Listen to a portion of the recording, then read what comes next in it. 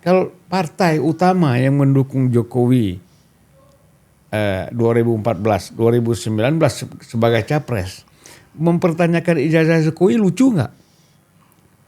Karena kan kalian yang ngusung, ya kan? Pasti kalian tahu dong, ya kan? Ijazah itu di mana adanya, asli apa tidak? Kalau nggak begitu, saya pernah mengatakan di satu tempat, berarti PDIP bohong. Kalau kita lihat dari tren Bang, memang ini ada semacam kemampuan, apakah ini di figur ataupun di media atau ekosistem di lingkaran Pak Jokowi ya, atau campaign Pak Jokowi yang mampu mengelola dan bisa dibilang mengendalikan percakapan. Kemudian ada termasuk isu Roy Suryo, Dr. Tifa penangkapan itu kan juga ada mempengaruhi bagaimana sentimen positif itu terus terjaga di Pak Jokowi. Pak Jokowi harus berada di dalam kepemimpinan yang utuh.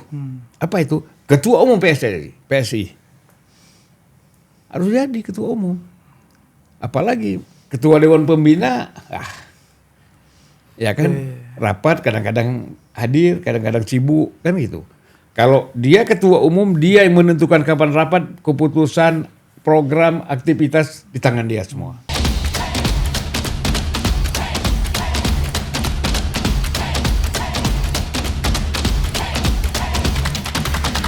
Oke, halo penonton Retorika Show. Kembali lagi bersama gue Belmondo. Dan hari ini gue bersama abang gue, senior gue, Bang Zulfan Lindan. Guru kita semua. Orang yang paling dekat dengan Pak Jokowi. Dengan Prabowo juga. Dengan Prabowo juga. Iya, ini kan aku belum selesai Bang. Oh ya. Oke. Yang kedua ada Bang Ikram Mas Loma. Selamat datang Bang. Siap. Bang Ikram nih kemarin ngeluarin data yang buat kita suhur. Pak Jokowi itu trennya di media sosial itu positif sekali. Kita mulai dari Bang Zulfan dulu. Bang, abang gimana Bang melihat Pak Jokowi? Pak Jokowi ini dibicarakan A, B, C, D, F, G, tapi orang masih banyak yang suka beliau. Kita lihat data dari Bang Ikram masih positif juga. Belum lagi kabarnya besok sesuai dengan apa yang dibicarakan di media, Pak Jokowi pengen turun ke Lampung. Ini kan kesukaan masih besar terhadap Pak Jokowi. Abang gimana melihat Pak Jokowi ini Bang, gerakan ini? Ya kira sosok Jokowi yang tetap masih dibutuhkan oleh masyarakat. Orang merindukan sosok seperti Jokowi yang dianggap merakyat. Walaupun oleh sebagian orang dianggap belusukan tuh ngapain sih? Ini orang lupa, rakyat Indonesia beda dengan rakyat Amerika. Rakyat Amerika kalau belusukan itu dia bingung kan. Karena mainnya di kampus, di gedung-gedung kan. Ini kan Pak Jokowi, masyarakat Indonesia ini kan mayoritas ini tinggal di desa, di kampung-kampung. Kecamatan, kabupaten kan. Kalau ada sosok orang nomor satu seperti Pak Jokowi, itu mendatangi mereka, apakah bagi sembako, bagi apa segala macam ya kan. Bahkan kalau udah nggak bagi apa-apa pun rakyat tetap suka. Karena kan kita kan merasakan, saya misalnya ya kalau anggota DPR gitu kan datang ke konstituen, nggak bawa apa-apa pun mereka udah senang. Paling tidak, dalam pikiran mereka ada yang perhatikan dia gitu loh. Nah jadi rakyat ini tidak semuanya cash and carry. Yang cash and carry itu kan kaum elit. Ya kan? Nah, jadi kalau kita lihat di situ bahwa sosok Pak Jokowi itu tetap masih relevan. Dan dicintai. Ya, dicintai. Dan sayangnya kan dia tidak boleh calon lagi, dibatasi oleh undang-undang hanya 2 kali. Kalau bisa 3 kali saya kira menang dia. Kalau bisa 3 kali. Nah, 3 kali. Karena undang-undang membatasi kan. Udahlah cukup 2 kali. Jadi yang bisa mengalahkan Jokowi itu hanya kekuasaan yang otoriter. Kalau berjalan secara demokratis dia menang. Siapa yang dia dukung pasti menang. Tapi bukan karena dalam situasi pemerintahan yang otoriter, ya, yang berlaku curang dalam segala aspek kehidupan, terutama dalam politik, dalam pemilu dan macam-macam, Jokowi pasti kalah. Tapi kalau demokrasi murni, Jokowi, siapa yang didukung Jokowi itu yang jadi. Karena pengaruh Pak Jokowi memang sebesar itu. Tadi yang kayak Abang bilang ya, Pak Jokowi ini adalah sosok yang sangat dicintai masyarakat. Bahkan Bang Zulfan juga cintai. Ini juga dibuktikan kabarnya Bang pengen buat semacam ormas nih Bang, yang dukung Pak Jokowi. Coba Bang ceritain dulu, spill dulu. Jadi kawan-kawan, sebagian kawan-kawan relawan Pak Jokowi, relawan Jokowi itu berkumpul, kemudian membuat satu ormas namanya Gentara. Gentara apa kepanjangannya Bang? Gerakan Nusantara. Oke. Terus kemudian ya biasalah sambil ngomong-ngomong nih mereka bilang paling cocok Bang Zulfan nih ketua umum. Mantap. Memang cocok Bang, memang cocok. Aku harus Bang cocok. Botol ketemu tutup botol ya. Iya. Saya kan tidak pernah mencari jabatan. Iya. Kalau diamanahkan kita kerjakan gitu.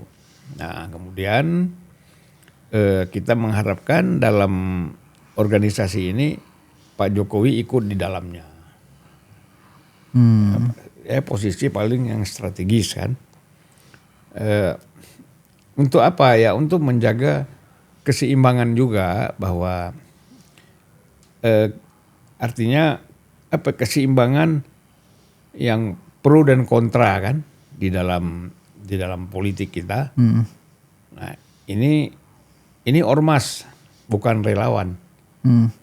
Gitulah. Ormas yang mendukung Pak Jokowi. Oh pasti. Oke. Ya, pasti mendukung Jokowi dan mendukung 2 periode Prabowo Gibran.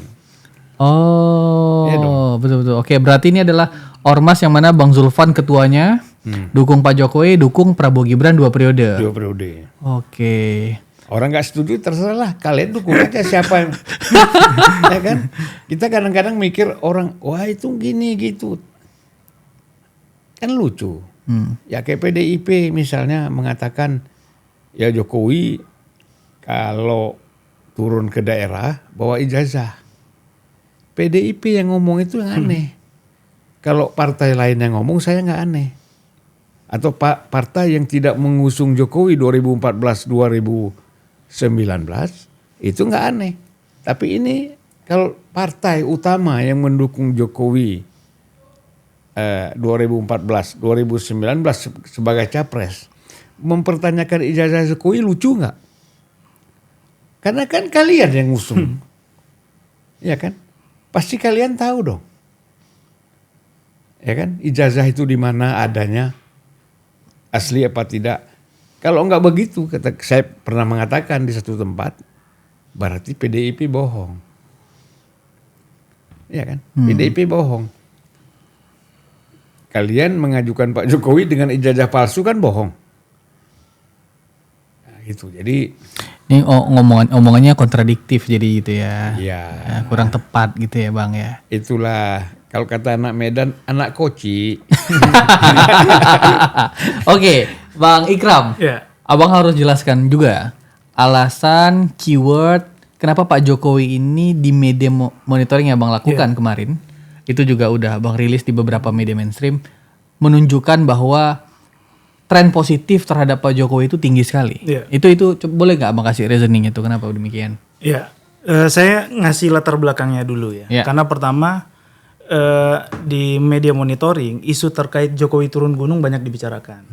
Ya, jadi kita coba menganalisa keyword Jokowi, Joko Widodo itu dan ternyata ada 58 juta terpaan terkait kata kunci itu dan kemudian kata kunci Jokowi dan 23 juta Joko Widodo.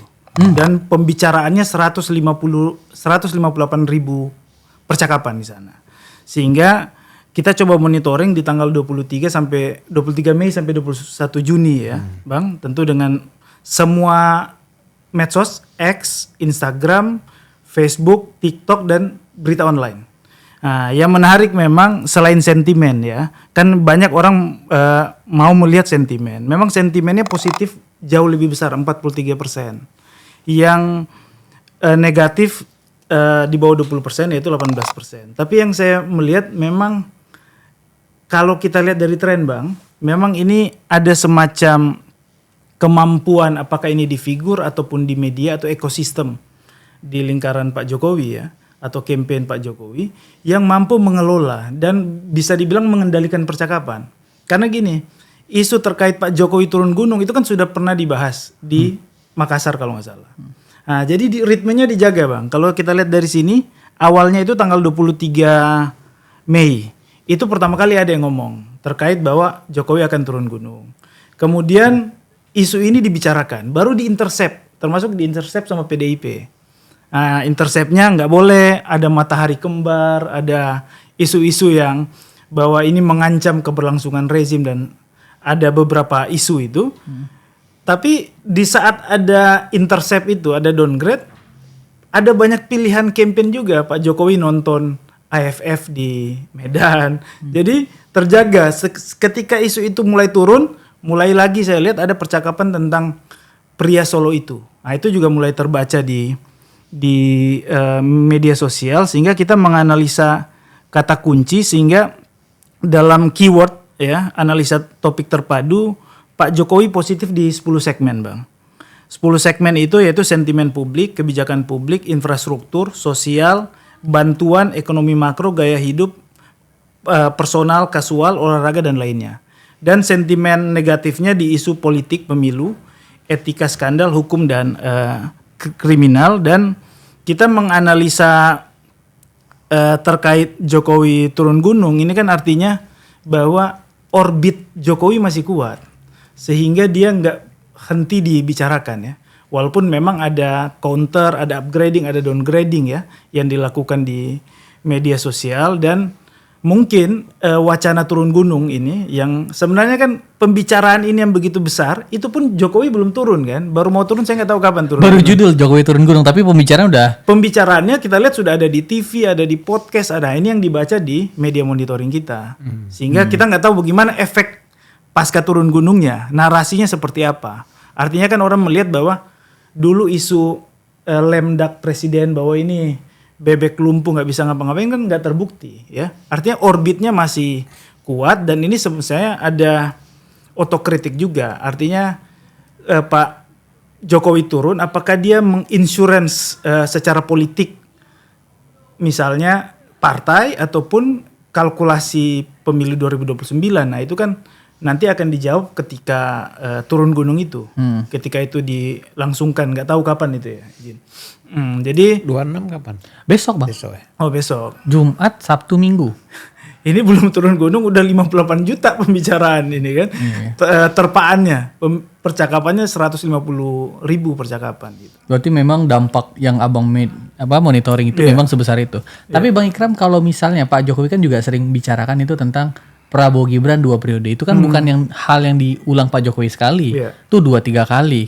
Dan itu juga masuk ke ranah media mainstream, media sosial maupun dibicarakan publik. Dalam pandangan Bang Ikram atau analisis Bang Ikram, apakah itu akan berdampak kepada Pak Prabowo dan Mas Gibran yang dalam tanda kutip ingin menjadi 2 periode selanjutnya bersama gitu? Iya, karena kalau kita lihat data ini dan melihat fenomena Pak Jokowi sebelumnya, Pak Jokowi ini kan orang yang dipandu oleh data sebenarnya, data driven dia. Jadi dia pasti punya kalkulasi politik termasuk turun gunungnya ini.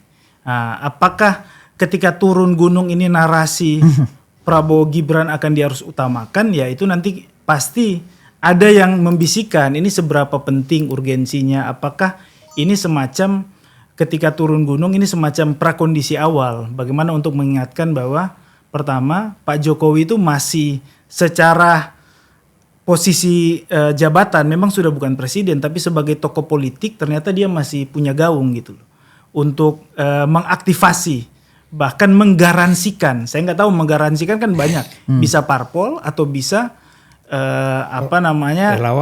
relawan ataupun mungkin pilpres dan sebagainya. Saya pikir dia jadi garantor sehingga ketika orang yang sudah terasosiasi oleh entitas-entitas yang berhubungan dengan Jokowi, relawan ataupun partai, ini kemudian semacam ikatannya gitu loh, bahwa ini udah turun untuk menggaransikan komitmen-komitmen politik yang mungkin sudah terbawa di entitas-entitas tadi. Kalau Bang Zulfan gimana Bang melihat dampak Pak Jokowi turun gunung? Ini kan dampak kayak Bang Ikram bilang ya, bisa aja relawannya menjadi lebih banyak, bisa aja data positif tentang Pak Jokowi naik, bisa aja elektoral partai politik tertentu naik, atau elektoral partai tertentu turun.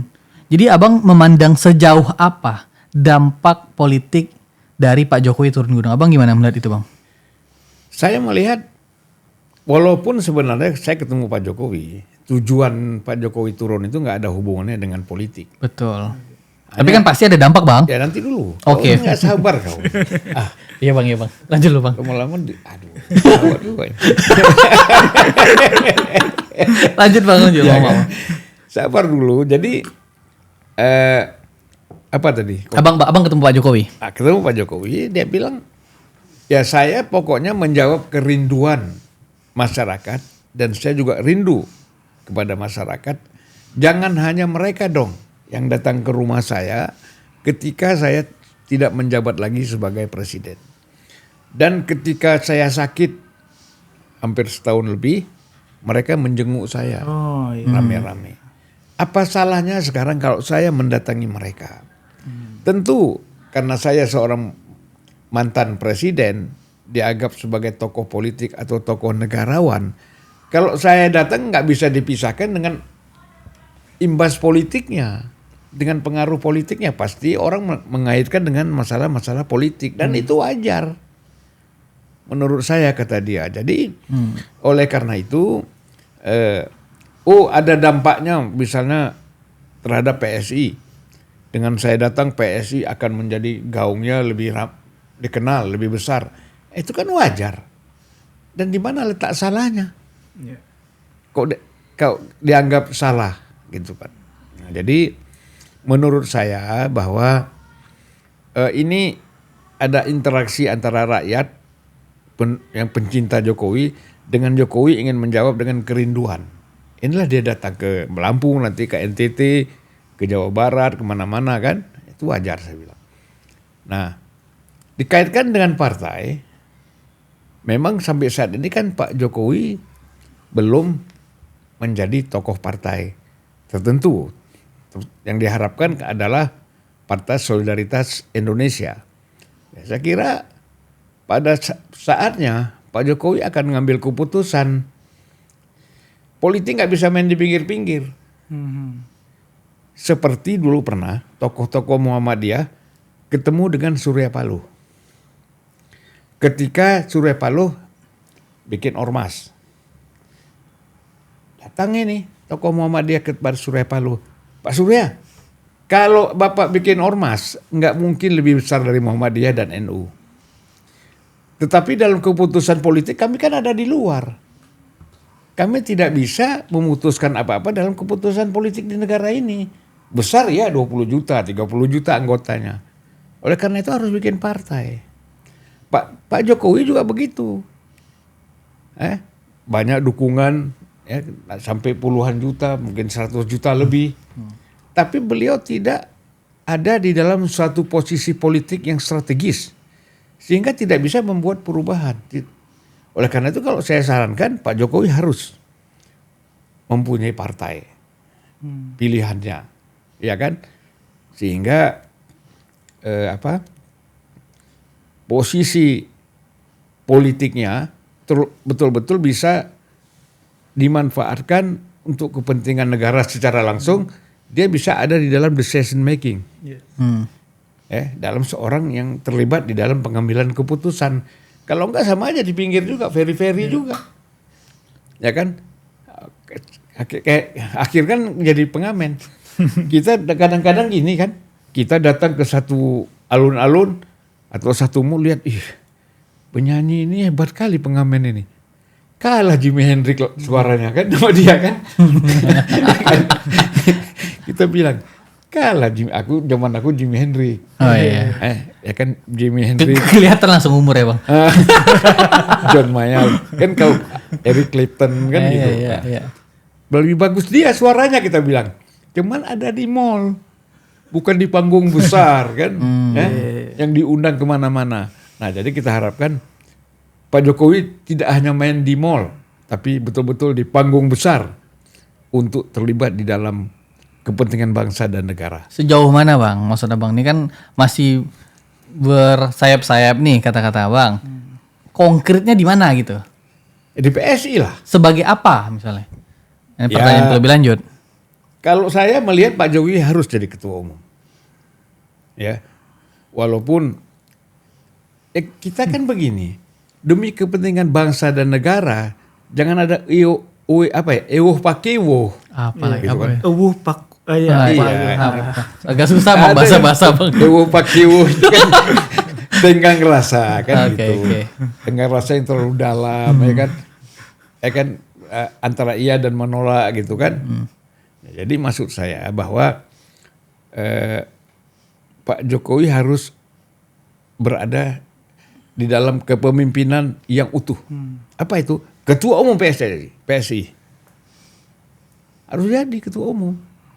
Apalagi ketua Dewan Pembina, ya kan rapat kadang-kadang hadir, kadang-kadang sibuk kan gitu. Kalau dia ketua umum, dia yang menentukan kapan rapat, keputusan, program, aktivitas di tangan dia semua. Dan memang nggak enak rasanya ya. Kalau SBY kan anaknya menggantikan dia. Kan. Megawati nggak diganti-ganti kan gitu kan. Kalau ini? Kalau ini kan nanti kalau dia jadi ketua umum menggantikan anak. Itu saya bilang pasti ada ewo pakewo. Nggak usah, Pak Jokowi nggak usah ewo pakewo. Ini kepentingan bangsa dan negara. Mana yang lebih efektif dan untuk Pak Jokowi melakukan langkah-langkah politik. Ada prakteknya nggak tuh gitu-gitu Bang Ikram? Kekuasaan anak diganti sama ayah gitu ada prakteknya nggak? Ada ceritanya nggak? Kalau yang populer di dinasti Utsmaniyah, Ottoman. Dulu Murad jadi sultan, dikasihlah ke anaknya, namanya Muhammad Al-Fatih, yang menaklukkan Konstantinopel kan. Kemudian dianggap belum pas waktu itu, Murad ambil lagi. Sampai waktunya pas baru diberikan lagi. Akhirnya di saat dia siap untuk menaklukkan Konstantinopel. Kalau di Indonesia, dulu di organisasi Bang Zulfan Haimi, dulu ketua umumnya Lafran Bane. Dengan kebesaran dia harus cari sosok, dia nyari orang lain untuk jadi ketua umum, dia jadi sekjen.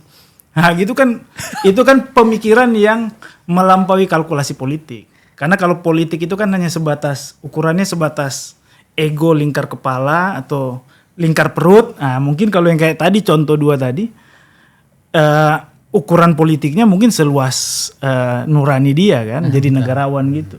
Bang, tapi bang gini juga bang, kalau misalnya benar kejadian ya kayak apa yang Bang Zulfan sampaikan, bagaimana menurut abang perspektif partai lain melihat PSI jadinya?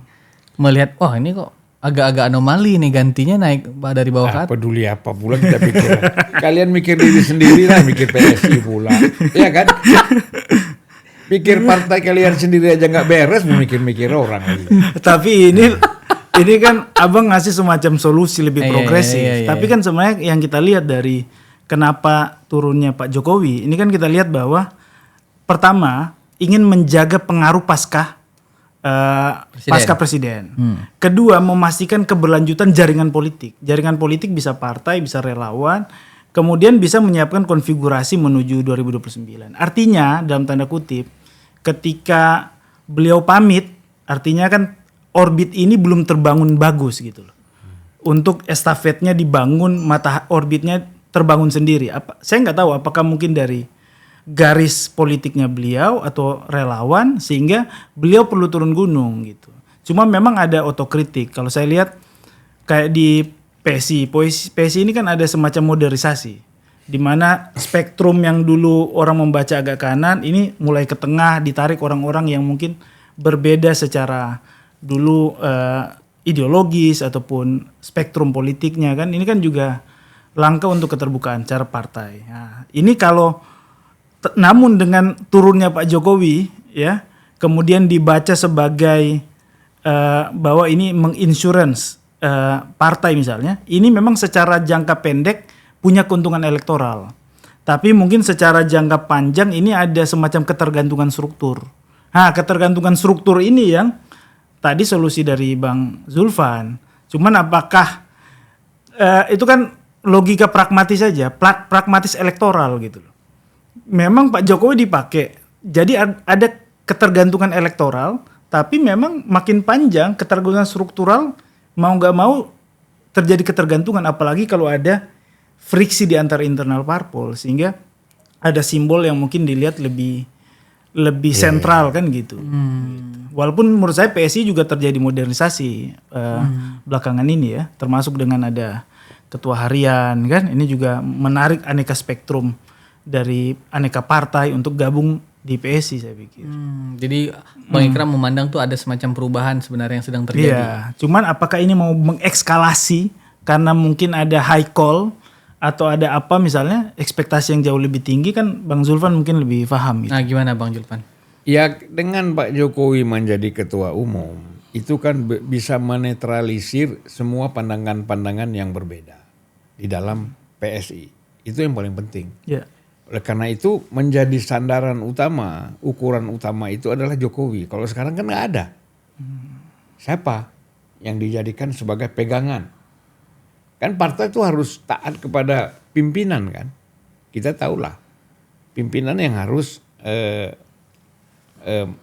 mengambil keputusan dan semua istilah slogarde biar keren dikit. Kan harus ikut di dalam keputusan kepemimpinan.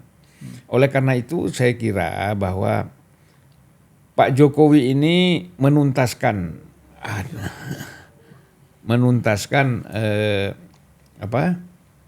segala macam friksi perbedaan, dan di tiap partai itu ada friksi, nggak usah ditutup-tutup lah, ya kan? Semua partai, mau Gerindra, mau kita bilang Golkar, apalagi, ya kan? Di mana-mana ada friksi. Di PSI ada.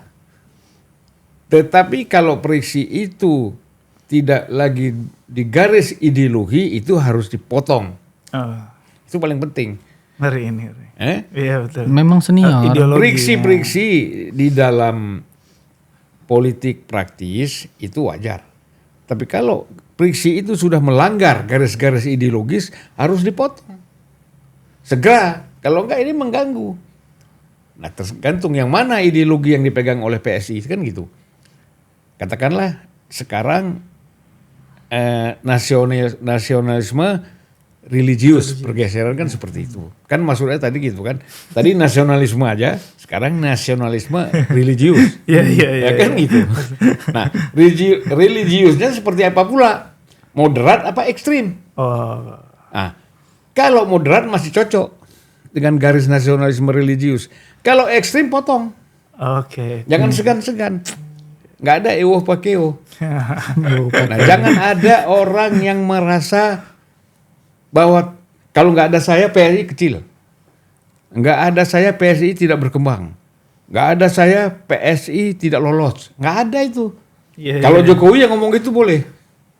Selain Jokowi nonsen, nol itu ngomong-ngomong seperti itu. Bang Julpan nih kayak Dewan Pertimbangan PSI tuh ya. Banyak timbangannya. Pertimbangan ideologi. Pertimbangan ideologi, nah itu iya. betul. Jadi gitu. Jadi apa yang jadi pegangan kita ya ideologi dan kepemimpinan. Kan gitu. Tapi Bang Zul, Abang melihat juga nggak Bang semacam kekhawatiran banyak politisi, misalnya Pak Jokowi turun, ini terlepas dari persoalan internal elektoral atau hal apapun, kita berkaca pada politisi eksternal yang di luar PSI gitu. Pak Jokowi turun pasti berikan dampak yang psikologis bagi mereka. Wah, bisa tergerus nih. Wah, Pak Jokowi udah bergerak padahal pemilu masih lama 2029. Gitu. Banyak pikiran itu. Mungkin nggak itu sampai ke pikiran Pak Prabowo? Ya, kau pernah ke Danau Maninjau nggak? Ya kan, di Sumatera Barat ada Danau Maninjau. Itu airnya tenang, tidak bergerak sama sekali. Ya kan? Tapi kalau kita lempar batu, goyang sedikit. Tapi kalau kita lempar batunya besar, goyang itu. Ombak. Ya kan? Nah, Jokowi kira-kira batu besar di tengah ketenangan. Iya. Nah, jadi ini kan begini. Abang makin hari makin keren Bang. Bukan. Kalau orang lain di tengah hutan. Iya. Di tengah hutan itu kan kalau siang hari udah pada kenyang binatang-binatang itu. Raja-raja hutan itu kan. Gajah kenyang, kemudian singa, macan, segala macam kan. Yang belum kenyang kelinci. Ya Kak? Kelinci ini binatang-binatang besar buas ini sedang enak-enak tidur, jatuh daun satu, kelinci lompat sana lompat sini, buat dia ancaman besar. Ya, gajah pun bangun, singa pun bangun, ya Kak? Ada apa ini? Kok lompat-lompat semua? Dia lihat, kelinci ini lompat gara-gara ada daun jatuh. Ah, ini Pak Jokowi bukan kelinci. Ini gajah yang lompat-lompat. Makanya partai-partai lain, kekuatan-kekuatan politik lain, siapapun itu merasa terganggu, merasa terancam dengan itu semua. Ya kan? Iya. Gajah yang turun, bukan kelinci lompat-lompat. Itu. Karena banyak kan waktu-waktu disampaikan Prabowo Gibran 2 periode banyak tanggapan tuh. Masih lama. Iya. Masih fokus pada pemerintahan dulu. Maksudnya ada tanggapan yang bisa Gini, yang fokus pada pemerintahan kan pemerintah. Relawan rakyat ngapain fokus kepada pemerintahan? Yang jalankan program pemerintah kan pemerintah.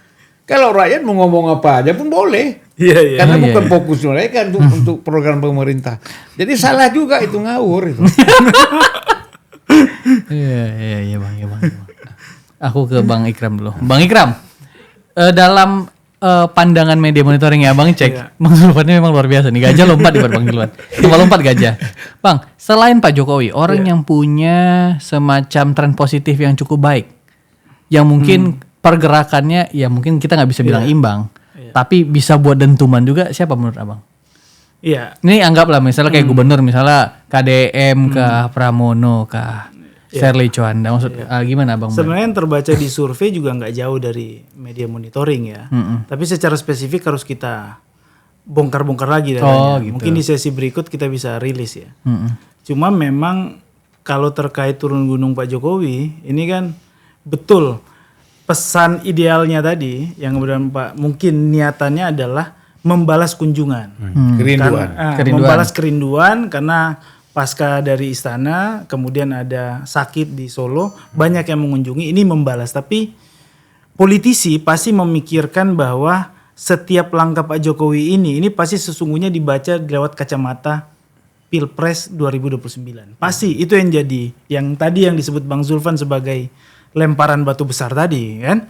Nah, kemudian kalau 2029 artinya turun gunung ini bukan hanya soal PSI. PSI mungkin lebih semacam garantor loh, bahwa ini saya menggaransikan PSI saya turun, sehingga memperkuat orang yang mungkin masih ragu-ragu gabung atau migrasi kan ke PSI. Tapi sebenarnya orang membaca reposisi kekuasaan, sehingga orang yang berkepentingan untuk menjadi pengganti Gibran, ingin mencoba mereposisi posisi Gibran, pasti akan gelisah di situ. Atau orang yang menganggap bahwa mereka akan melawan Prabowo sekalipun, itu pun akan gelisah karena ini kan bahwa dua kekuatan ini masih tetap bersatu, kan gitu. Artinya dua layers yang diperhitungkan. Pertama, keberlanjutan Prabowo Gibran. Kedua, mereka ingin mengganti posisi Gibran di situ. Kedua ya tadi mereka nggak ingin juga bersatu gitu sebagai lawan kan. Jadi itu yang kemudian dibaca sebagai sentimen negatifnya mulai muncul. Kan banyak orang yang mencoba memisahkan. Kalau saya baca beberapa sentimen negatif termasuk memisahkan Prabowo dan Mas Gibran gitu. Prabowo dengan Jokowi. Prabowo dan Jokowi. Karena Jokowi yang turun. Kan Jokowi kan pasti dibaca bahwa dia orbit kedua dari Gibran kan misalnya. Sehingga orang mulai menyebut nggak boleh ada matahari kembar. Padahal kan ini dua personal yang berbeda. Dan memang Pak Jokowi juga udah nggak ada di pemerintahan. Dan toh bukan juga sebagai simbol partai politik kan gitu. Tapi kan orang mencoba mengemas itu.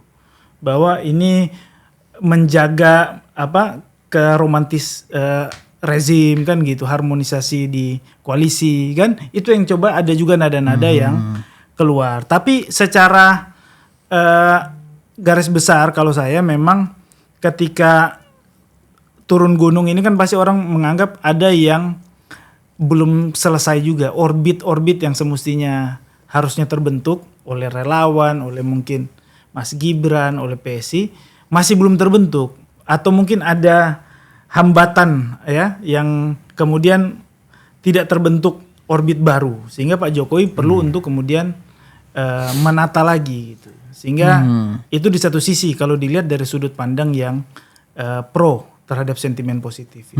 Abang gimana Bang? Ada juga ternyata bagian dari sebagian kecil mungkin ya yang masih berharap terjadinya benturan antara Pak Jokowi dan Pak Prabowo. Ini kan masih dibentur-benturkan juga. Kasus yang paling dekat sekarang kita lihat dan sedang berjalan itulah penangkapan terhadap Roy Suryo dan Dr. Tipa. Yeah. Ya kan? dijemput oleh polisi, kemudian ditahan, diserahkan kepada kejaksaan, lalu bukan dibebaskan, wajib lapor katanya, ya kan? Saya nggak tahu tuh di kejaksaan ada wajib lapor, nggak ada ya? Bisa aja, kan? Ada wajib lapor. Nah, di sini sebagian orang menilai bahwa seolah-olah ada intervensi Prabowo terhadap kejaksaan untuk membebaskan mereka. Nah, kemudian Tifa itu berteriak, terima kasih Pak Prabowo, kan gitu. Saya nggak yakin Prabowo melakukan itu, saya nggak yakin. Ya, terlalu kecil buat Prabowo. Hanya Roy Suryo dan Tifa, dia harus berpisah dengan Jokowi. Itu nggak mungkin. Gede kepala mereka, ya kan? GR juga. Mana mungkin? Kita kan harus ada kalkulasinya, siapa Roy Suryo, siapa Tifa, ya kan? Sehingga Prabowo harus mengambil satu langkah, dia harus berpisah dengan Jokowi gara-gara ini. Dan terbukti tidak memang. Apa yang kita lihat? Didit waktu di Solo datang ke rumah Pak Jokowi. Kemarin sekretaris presiden datang juga Pak Jokowi. Apa ini main-main datang sekedar ngantar kue? Pasti kan mereka datang atas izin presiden. Bisa juga perintah presiden datang ke sana. Saya kan sibuk, nggak sempat segala macam. Dan supaya jangan jadi isu yang aneh-aneh datang. Itu kan simbol. Sekretaris presiden, ya, wakil Didi putra presiden datang ke Jokowi itu simbol. Orang nggak bisa menanggap simbol. Orang pergi haji nggak ngerti simbol. Kau tidak ketemu Allah waktu pergi haji, tapi Ka'bah itu adalah simbol Allah. Makanya orang begitu lihat Ka'bah, orang menangis. Apa dia menangisi Ka'bah? Dia tidak, dia menangisi Allah karena melihat simbol. Kau kan waktu SMA gitu juga. Kau senang kepada satu perempuan, ya kan? Tapi nggak pernah keluar rumah. Di sekolah dijemput sama ibunya. Teman, gimana kita ketemu? Begitu kau lihat pembantu di rumahnya nongol di pagar, wah kok perasaan kau udah ketemu dengan cewek itu kan? Simbol. Nah jadi simbol itu harus dibaca. Didit datang, kemudian sekretaris pribadi presiden datang. Itu simbol bahwa kedekatan antara Jokowi dengan Prabowo nggak ada masalah. Tapi kan ada pihak yang pengen mereka pecahkan. Ya kalau inilah Nabi Adam aja ada yang pisahkan sama Tuhan. Apalagi Jokowi sama Prabowo kan. Tahu gak sih pertanyaan kenapa marah? Ya, Nabi Adam, Nabi Muhammad, semua nabi ada yang ingin mereka pisah dengan saudaranya. Jadi wajar. Apalagi sekedar Prabowo sama Jokowi pasti ada. Jadi nggak usah heran lah gitu-gitu itu. Jadi yang kita heran kok ngapain dia berpikir seperti itu. Ya kan? Yang namanya politik. Apapun akan bisa dilakukan atau berdaya upaya untuk melakukan pelemahan. Sekarang kan mereka baca bahwa kekuatan Prabowo, ya kan, ada pada Jokowi. Sekarang bagaimana memisahkan antara Jokowi dengan Prabowo? Kalau Prabowo pisah dengan Jokowi sudah mereka anggap lemah. Makanya sasarannya adalah Prabowo. Kan gitu. Berikutnya gitu. Nah, tapi nampaknya kan belum berhasil sampai sekarang. Ya. Misalnya orang-orang, nggak usah sebut nama lah ya, kan kok skip nama itu ya. Nggak enak. Ya. Ada orang-orang walaupun dia kalau kita sebut pun memang ya ada kan faktanya kan. Ada orang-orang yang berupaya memisahkan Prabowo dengan Jokowi, ya kan? Dan dia kadang-kadang ngantam Jokowi, kadang-kadang ngantam Prabowo. Tiba-tiba sekarang muji-muji Prabowo, ngantam-ngantam Jokowi. Wah ini ngeri gini politisi kita ini kayak gini. Bukan politisi ini, oportunis. Ya. Nah, kita menghadapi kaum oportunis, ya hati-hatilah kita. Itu aja. Ada lagi pertanyaan? Ada. Ke Bang Ikram dulu. Masih ada ini. Bang Ikram, menurut Bang Ikram dalam analisa dan Bang Ikram sering merhatiin tuh monitoring medianya, seberapa besar pengaruh positif kehadiran Pak Jokowi bagi Pak Prabowo sampai hari ini, di hari ini. Gimana menurut Bang Ikram tuh? Ya, kalau kita lihat kalau kita Atau nggak ada sama sekali? enggak, memang monitoring ini agak beda dengan survei. Kalau survei kan memang pertanyaannya kita jelas, kita tanya figur. Tapi kalau di monitoring, khususnya nama besar seperti presiden, itu kan yang terbaca bukan soal image dia aja, Oke. tapi yang berhubungan dengan pembantunya, isu yang melekat pemerintahan, sehingga kadang yang nggak ada hubungan langsung juga mempengaruhi sentimen. Oh gitu. Negatifnya juga ada gitu ya. Nah, sehingga kalau kita lihat data monitoring, mungkin Pak Jokowi kenapa cukup tinggi positifnya, karena memang tidak ada resistensi yang bersifat kebijakan. Ini kan resistensi bersifat personal, Oh iya. ya kan? Sehingga kalau kita lihat data ini kan sentimen positifnya cukup besar. Artinya kalau kita lihat sentimen positif di sosial media yang begitu besar dan isunya juga beragam ya, termasuk sentimen positif terhadap Pak Jokowi kan bukan cuma soal pemilu, bukan cuma soal kebijakan, tapi di sini kan ada soal gaya hidup, olahraga. Nah, kan nggak semua orang suka yang hard selling diskusi politik atau kebijakan kan. Nah, di sini Pak Jokowi juga punya keunggulan yang kalau kita klasifikasi lebih bersifat personal ya. Nah, personal ini yang sebenarnya kaitannya jauh lebih kuat kalau mau diaktifasi secara politik ya. Dan kalau sentimennya masih di range ini, kalau kita lihat di sini kan 40 hampir 50%, dan yang negatif hanya 18%, sebenarnya ini modalitas untuk kemudian mengaktifkan kembali karena memang ada sokongan kan gitu. Dia nggak berdiri sendiri gitu, tapi ada sokongan yang kemudian melatar belakangi kenapa sampai sekarang dia masih dibicarakan. Karena kalau kita bisa berasumsi bahwa ini sudah tidak menarik, nggak mungkin dibahasakan kan gitu. Saya melihat di trennya itu Jokowi turun gunungnya belum, tapi pembicaraannya udah 2 bulan dan itu terjaga tuh. Ada yang ngomong bahwa akan turun gunung, baru minggu ke depan sebut tanggalnya, baru dikonter lagi sama pihak lain, ya kan? Kemudian ada counter balik lagi, misalnya keluar hashtag Pria Solo itu, dan kemudian ada termasuk isu Roy Suryo, Dr. Tifa penangkapan, itu kan juga ada mempengaruhi bagaimana sentimen positif itu terus terjaga di Pak Jokowi.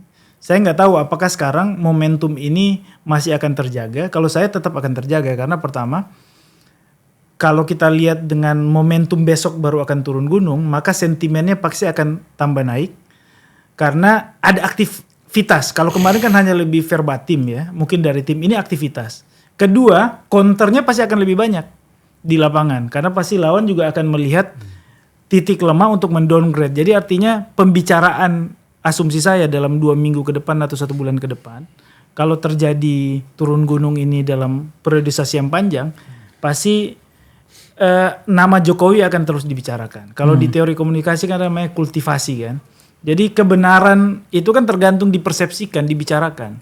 Nah ini memang keunggulannya karena jangankan nggak dibicarakan ya. Setelah presiden kemudian sunyi suaranya, ini sampai detik ini terjadi eskalasi bahkan terawat penetrasi percakapan. Apa yang paling menarik dari data media monitoring terhadap Pak Jokowi ini, Bang?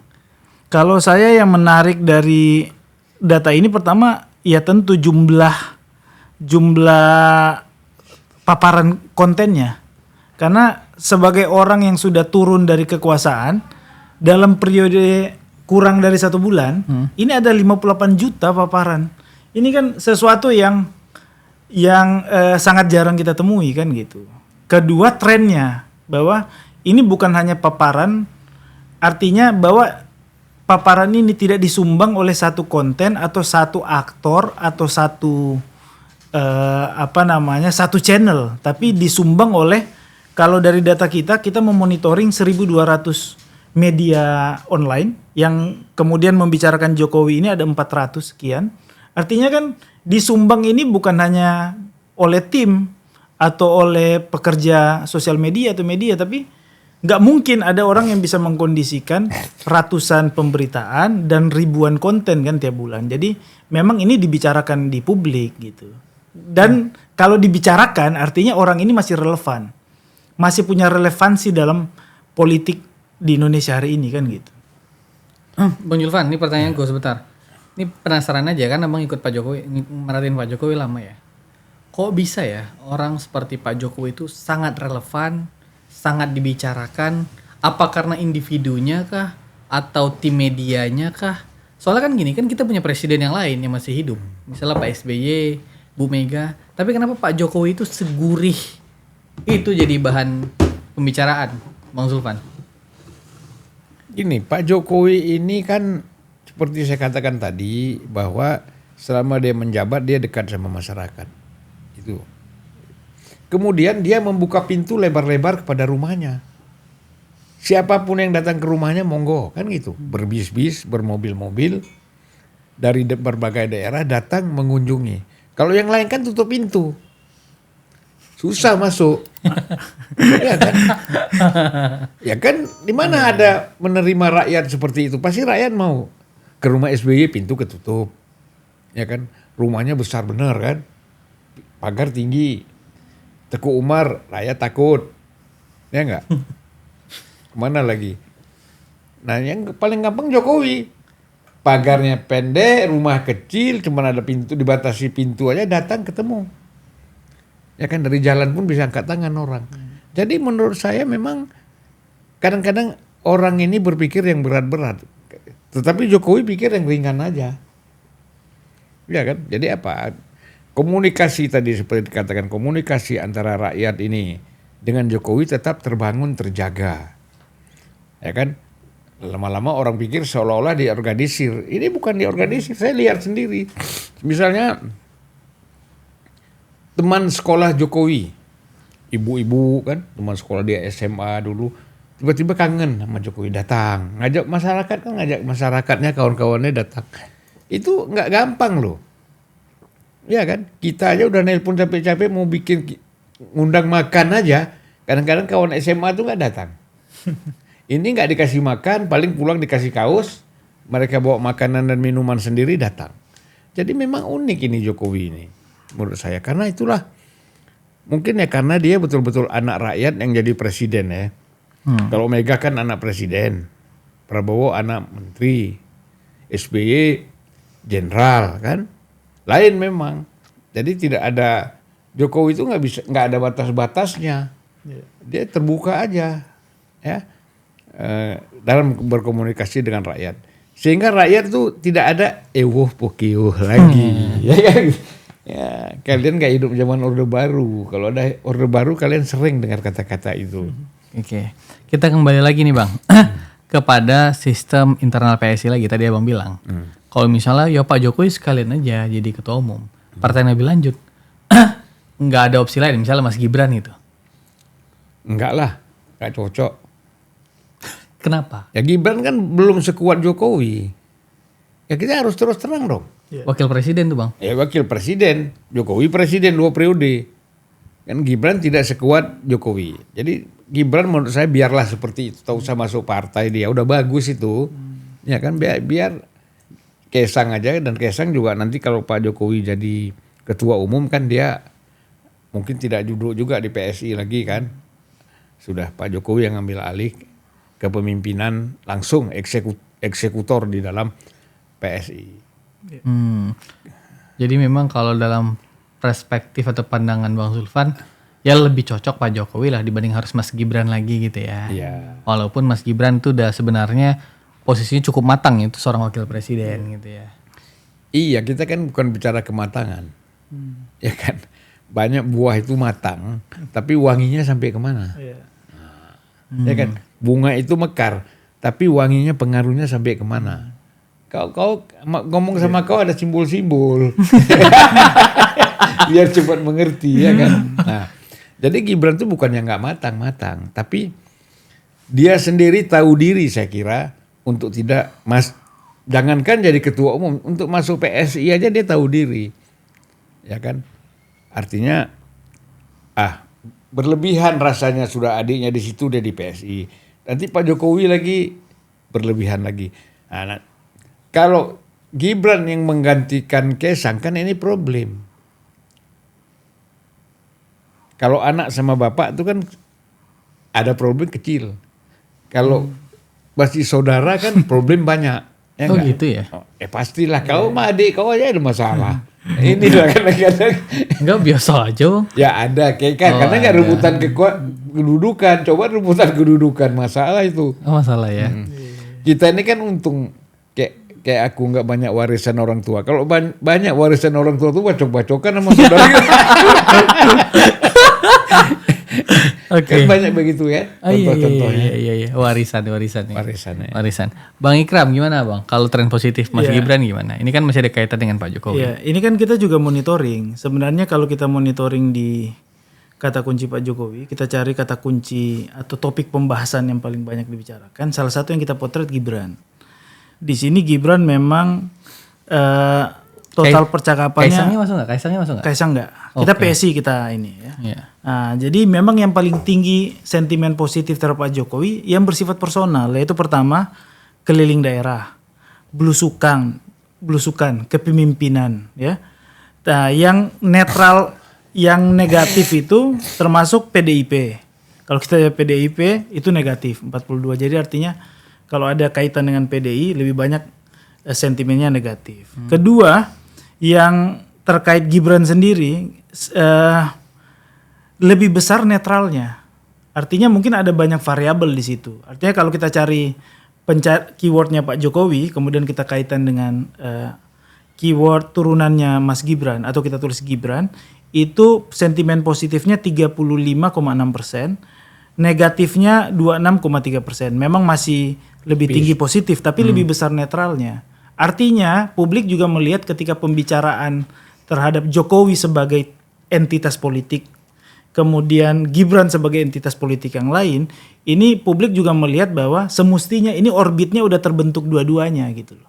Sehingga di sini punya orbit sentimen positif, sini juga punya orbit sentimen positif tersendiri, sehingga bukan bagian dari turunan. Sehingga kalau turunan seperti ini Pak Jokowi positif tadi 40 sekian persen, pencarian tentang Gibran turun 10%-nya jadi 35. Tapi masih lebih tinggi ketimbang negatifnya ya. Gitu. Jadi kalau saya lebih semacam psikologi sebagai entitas politik aja. Bahwa ini semestinya dua orbit yang sama-sama harus menciptakan orbit sentimennya sendiri gitu. Bukan subordinasi dari keyword. Tapi kan saling mempengaruhi nggak bang? Ya kalau ini kita membaca dari keyword Pak Jokowinya ya. Pak Jokowi kita cari keyword-keyword yang lain, ini yang menyumbang nih mana nih? Memang yang penyumbang sentimen paling positif itu yang bersifat dengan personal tadi. Kepemimpinan, belusukan, keliling daerah, dan bersifat lain bersifat personal. Kemudian yang netral itu kata kunci PSI, PSI positif juga 48,3%. Yang agak netral itu Gibran ya. Gibran. Yang negatif itu adalah ijazah, kemudian PDIP. Itu yang penyusun dari sentimen itu. Jadi sebenarnya kalau kita lihat terkait Mas Gibran hubungan dengan Pak Jokowi secara sentimen, memang artinya lebih banyak kan posisi yang memimpin kan Mas Gibran ini kan. Sebenarnya Mas Gibran juga yang bisa mempengaruhi sentimen positif Pak Jokowi. Tapi nanti kita coba buka di analitik Mas Gibran yang belum kita monitoring. Kita kemarin cuma terkait Pak Jokowi dan Joko Widodo. Bang Zulfan, ini terkait dengan Mas Gibran juga, terkait dengan masih adanya sentimen positif, netralnya juga gede, tapi ada negatifnya juga. Mas Gibran ini kan banyak juga dibicarakan orang. Yang kemarin baru-baru dibicarakan adalah, ngapain nih Mas Gibran nih? Dia malah keliling Indonesia nih. Dia punya agenda tersendiri untuk keliling, yang mana orang juga sampai membacanya, jangan-jangan nih prepare gitu. Padahal kan Mas Gibran sebagai tugas wapres saja, berkunjung, bertemu masyarakat, dan ayahnya suka ketemu masyarakat. Ya wajar dong anaknya suka ketemu masyarakat. Abang Zulfan gimana nih? Dituduh-tuduh aja Mas Gibran. Begini, masalahnya pertama secara organisasi kepemerintahan. Presiden kan kita tahu bagaimana sibuknya dia menyelesaikan berbagai masalah. Ya kan? Tidak gampang. Sementara jangan sampai ada terbengkalai nih komunikasi dengan masyarakat. Iya. Terbengkalai. Kita harus lihat antara Prabowo Gibran itu satu kan. Nah Gibran mengambil peran untuk turun ke daerah. Apakah rakyat senang sama dia? Itu kan tergantung dia. Iya kan? Tergantung apakah rakyat senang nggak sama Gibran. Jadi kenapa takut? Dia mau turun tiap hari, kalau rakyat nggak senang, dicuek aja kan. Nah, ini bukti ibu-ibu, anak-anak, semua orang juga menyambut Gibran cukup antusias gitu. Jadi masa disalahkan? Ya kan? Kalau memang ketua umum partai turunlah. Ada nggak yang antusias seperti itu? Apalagi nggak bawa sembako, ditendang sama rakyat. Kan gitu. Nah tapi ini pas Gibran turun orang senang. Artinya antusias. Menyambut, menyapa, dan ingin bahkan tarik-tarikan kan. Kepengen salaman dan segala macam. Jadi saya kira ini memang boleh dikatakan ini juga karena tadi Gibran itu simbolnya Jokowi. Ada Jokowi di situ. Di samping dia sendiri juga punya kekuatan memang mau turun ke bawah. Mau menyapa rakyat. Nah, ini orang harus tahu namanya psikologis dan antropologi masyarakat kita. Politik kan nggak bisa dipisahkan dengan itu. Seperti saya katakan tadi, rakyat kita ini orang kampung, orang desa, ya kan? Walaupun kadang-kadang berpikirnya lebih dahsyat dari orang kota. Banyak orang tinggal di kota pikirannya kampung kan? Kampung itu maksud saya nggak terdidik. Orang kampung juga banyak yang terdidik gitu loh. Nah jadi kalau kita lihat dari segi ini bahwa antusiasme rakyat kepada Gibran itu di samping dia juga punya potensi sendiri, lalu dia simbol daripada Jokowi. Jadi cukup positif. Dan ini menguatkan bahwa Gibran itu adalah calon wapres yang layak untuk Prabowo di periode kedua kan itu? Ya pasti. Yang sekarang nggak senang, yang mempersoalkan, yang memprovokasi dengan pikiran-pikiran seolah Gibran, apalagi itu Dino Patijalal yang ngomongnya ngawur gitu kan, seolah-olahnya hebat dengan berbagai, sebut aja memang dia ngomong begitu, seolah-olah Gibran kalau turun ke jalan-jalan relawan Prabowo Gibran ini sebenarnya bertujuan untuk bagaimana Gibran menjadi presiden, kan ngawur itu, pasti ada agenda, itu ada agenda itu. Jadi udahlah, kadang-kadang kita tahu main-main seperti itu, ya kan, diilmiah-ilmiahkan, ya kan, dengan retorika yang menarik, kan SBY juga menarik kan retorikanya kan, nah, kayak gitulah kira-kira ya. Jadi maksud saya biasa aja. Jadi kalau Gibran memang turun untuk memperkuat pemerintahan, bukan untuk sebagai diisukan ingin menyaingi presiden, itu nggak ada. Saya yakin Pak Prabowo senang kok. Senang Pak Prabowo Gibran itu turun ke jalan. Ini orang-orang yang gelisah ini kan nggak jelas. Yang bukan Pak Prabowo nggak ada urusan. Bagus itu Gibran turun ke daerah-daerah itu, kenapa? Kemarin dibikin kan, kau dapat juga tuh kan, seolah-olah ketua fraksi Gerindra perintah kepada anggota DPR Gerindra monitor. Ya, udah aku lihat berita itu tadi pagi udah dibilang juga hoax, katanya hoax. Itu hoax, kan sudah dibantah. Nah, itu kan gitu. Artinya kan Mau dipecah-pecah. Jadi nggak ada lah itu, nggak mungkin orang seperti katakanlah Dasko, kemudian Budi Jiwandono dan yang lain-lain itu mengeluarkan statement seperti itu, gitu. Mana? Ya. Analisa Bang Ikram gimana melihat Sebenarnya situasi itu? bisa dipahami kenapa memang Gibran tidak sekokoh Pak Jokowi secara sentimen. Karena gini, Pak Jokowi itu berhenti semenjak dia turun tahta itu. Berhenti maksudnya? Berhenti soal resistensinya. Karena dia tidak mewarisi lagi sentimen negatif dari rezim yang berjalan kan. Dia dilihat dari 10 tahun dia kepemimpinan. Nah, kenapa dia banyak dibicarakan? Ini kan terjawab di data analitik, 43% lebih itu disumbang oleh faktor personal. Jadi sebenarnya membuat Jokowi lebih stabil secara sentimen. Nah, kenapa di Pak Gibran ini, Mas Wapres sedikit lebih rendah? Kalau kita penerusan Pak Jokowi tadi soal sentimennya tadi, ini sebenarnya bukan cuma Mas Gibran, tapi juga satu layers dengan Pak Prabowo. Cuma memang kita belum penelusuran lebih jauh. Kenapa? Karena mereka belum berhenti gitu loh. Jadi sentimen Mas Gibran dan Prabowo belum berhenti lewat pembacaan 1 bulan ini, karena akan berpengaruh terhadap kebijakan mereka, terobosan-terobosan mereka, umpan-umpan lambung menteri-menteri mereka, kan gitu. Nah, cuman nanti minggu depan kita akan publish terkait pembantu-pembantunya. Betul kata Abang. Memang setelah kita selidiki banyak menteri juga yang minim asosiasi ke Prabowo. Jadi keberhasilan atau apa minim sekali dikaitkan. Nanti minggu depan kita coba rilis Podcast data lagi itu. Podcast lagi ya.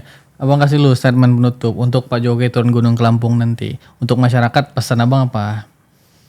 Kalau saya, pertama buat Pak Jokowi jangan berhenti. Mau dibilang sampai detik terakhir 2029 juga terus saja turun. Kenapa? Kita ikutin ngomongan orang ini, nggak jalan-jalan kita ini. Nah, itulah kita anggap aja omongan cemoohan itu iblis, ya kan? Ya. Yuwaswi sufi sudurin nas minal jinnati wan nas. Udah, kita tenang aja, jalan aja. Kita anggap aja itu kalau kita bilang kafilah nggak mempan lagi. Iya. Ya kan? Jadi sekarang kita anggap aja orang-orang yang itu ya jin dan setan iblis. Iya. Tapi kan Pak Jokowi turun kayaknya Abang juga butuh kawal, Bang. Nggak usah lah, udah banyak yang kawal Pak Jokowi, ya kan? Gitu ya. Kita kawal lewat pikiran aja. Siap. Oke, terima kasih banyak Bang Ikram, terima kasih banyak Bang Zulfan, dan terima kasih banyak pemirsa Retorika Show. Sampai jumpa.